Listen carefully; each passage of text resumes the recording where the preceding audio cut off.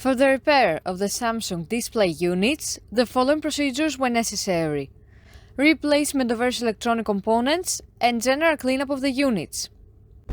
For testing, we add a 220-volt AC power supply and we connect the screen to a computer.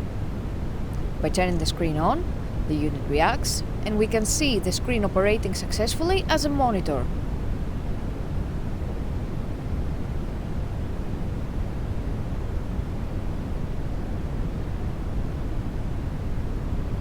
The same process is repeated for the second display.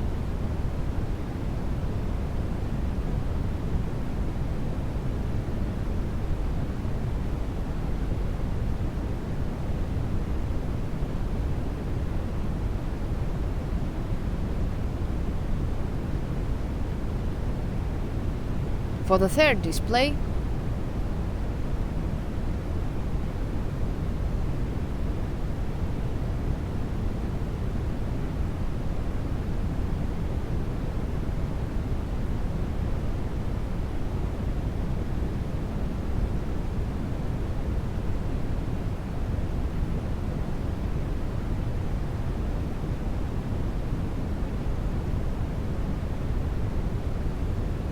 as well as the fourth display.